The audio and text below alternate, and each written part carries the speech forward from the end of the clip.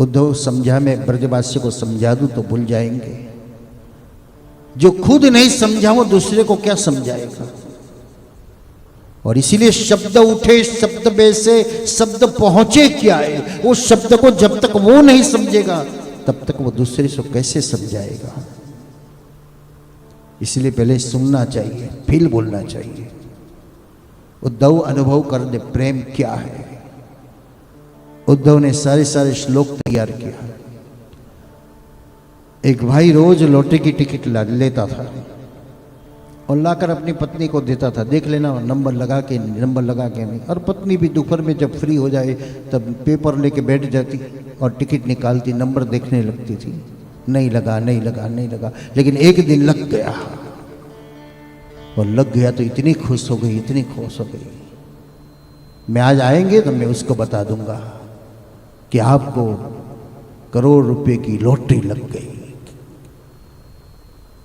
आनंद तो हुआ और थोड़ी देर में वो रोने लगे, अरे भगवान क्यों लगी, नहीं लगी तो अच्छी थी। सहेली आई और देखा रे क्यों रो रही है। अरे जाने देने, क्या हुआ, तेरा जीजा को 1 करोड़ की लॉटरी लगी। अरे अच्छा है तो पेड़ा खिला, रोती क्यों। अरे मैं इसलिए रो रही हूं कि शाम को आएगा पेपर और टिकट लेकर बैठेगा और उसका हृदय दुबला है, वो हरख में आनंद में अटक आ जाएगा तो। अरे भगवान क्या होगा रात को तो। अब क्या करें, टिकट तो लगी है, घर में टिकट और पेपर है, यहां नहीं बताएंगे तो बाहर जाकर देख लेंगे। मंदिर का महाराज है ना, वो अच्छी कथा करते, चलो महाराज के पास जाते हैं। दोनों सहेली महाराज के पास गई और महाराज ने कहा कि महाराज आप मेरा एक काम करोगे क्या। बोलो। मेरे पति को ऐसे समझाना है कि उसको करोड़ रुपए की टिकट लॉटरी लगी है, उसका हृदय नबला है, कुछ होए नहीं और आनंद मिले, ऐसा कुछ कीजिए, मैं आपको 5 लाख रुपया चढ़ावा करूंगी। महाराज ने कहा कोई बात नहीं, वो तो मेरी चपटी वाली बात है, मैं ऐसी कथा ऐसी सुंदर कहा देते हो तो बाप के घर वाले को भी अब अच्छी तरह से समझा दूंगा, आप शाम को भेज देना मेरे यहाँ। पति ऑफिस से आए और पत्नी ने बाहर ही खड़ी रही, कहने अब मंदिर जाइए। मंदिर बुलाते, महाराज बुलाते, अरे क्या काम, पानी नहीं, वहां पी लेना, चाय पानी सब कर लेना वहां। उन्हें कहा क्या पता आज क्या होगा, महाराज को हमको तुरंत बुला दिया। महाराज जी राम राम। हाँ जी राम राम, आइए चाय पानी पीजिए, अल्पाहार कीजिए, नाश्ता वास्ता कीजिए। उन्हें बोला क्या बात है, आज तो महाराज जी भी खुश है, चाय नाश्ता सब करा रहे। बात करते करते चाय पीते पीते बात की शुरुआत कि मानो का आपको 50 लाख की लॉटरी की टिकट लगे तो आप क्या करोगे। उन्हें सोचा मैं थोड़ा बढ़ाऊं, नहीं तो 1 करोड़ कह दूंगा। तो वो आराम से चाय पीते पीते कहने लगे महाराज आपके मुंह में गुड़ शक्कर, भगवान की कृपा हो जाए और मुझे 50 लाख की लॉटरी की टिकट लग जाए तो 25 लाख आपका। ये सुनते ही महाराज बोलने लगा मेरा कहते ही महाराज मर गए। समझाने गए थे दूसरे को लेकिन खुद ही नहीं समझ सके। और इसलिए तुलसीदास जी कहते पर उपदेश कुशल सब तेरे। हम सुख में लोगों को समझाने के लिए दौड़ जाते हैं, भाई ऐसा पैसा खर्च ना करना, ऐसे ही तरह से रहना, ऐसा करना ऐसा। लेकिन कोई दुखी आदमी को समझाने जाता है कैसे जीना है, कैसे रहना है, कैसे, वो अपने आप सीख जाता है। दुख में किसी की आवश्यकता, सुख में लोगों को सलाह की आवश्यकता पड़ती है, लेकिन दुख में कोई देता ही नहीं।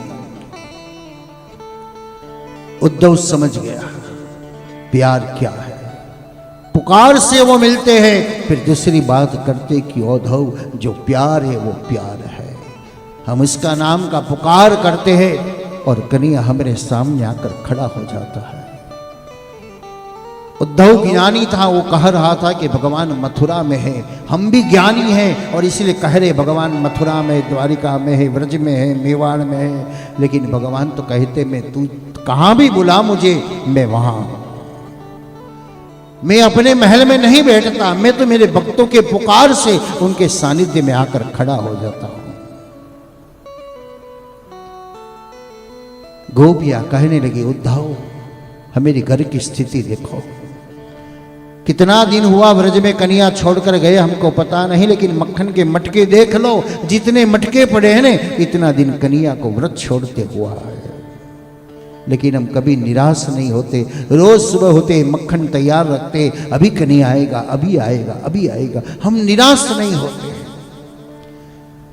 बस ये नकारात्मकता को निकाल दो, ये नेगेटिव वाइब्रेशन को निकाल दो, तो पॉजिटिव थिंकिंग रहे तो अपने आप सुखी हो जाते। लेकिन हम आने से पहले नेगेटिव सोचते हैं तो तकलीफ आती है।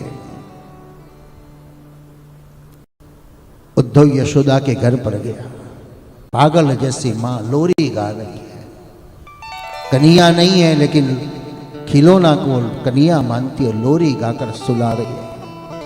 उद्धव कुछ नहीं बोला, इतना ही बोला जितना आप लाला को याद करते हो तो लाला भी आपको याद करता है। लल्ला का आवाज सुनकर यशोदा दौड़ आई, कौन है लल्ला की बात करने वाला? माँ उद्धव आया मथुरा से। उद्धव मेरी दशा देख, मेरी घर की स्थिति देख, उद्धव मैं अंधकार में जी रही हूँ। देखो दीपक कौन है? वो दिकरा ही अपना दीपक बनाया जाता है। वो घर में आने से रौनक आप चेंज हो जाती है, वो आनंद हर्ष किल्लोल किलकिलाट, और उनके बिना घर के साथ सुना लगता है। यशोदा यही कहने लगी, देख मेरे घर की स्थिति देख, मैं उज्जड़ हो गई, मैं वैरान हो गई, मैं लुट गई। रोती यशोदा को कौन समझाए? पूरी रात याद की लाला की बातों करते करते सुबह होते ही उद्धव ने कहा, माँ मैं जा रहा हूं। अच्छा मेरा लाला को बोलना मैं सुखी हूं।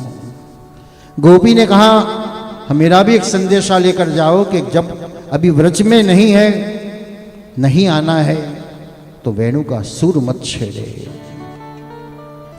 और जिस दिन भगवान ने व्रत छोड़ दिया उसी दिन व्रज में वेणु जी को भी छोड़ दिया। कृष्ण जन्म का प्रादुर्भाव व्रज में हुआ, इनका प्रमाण प्रत्यक्ष है। श्री यमुना जी बह रही है, श्री गिरिराज जी है और वहां वेणु जी भी विराजमान है।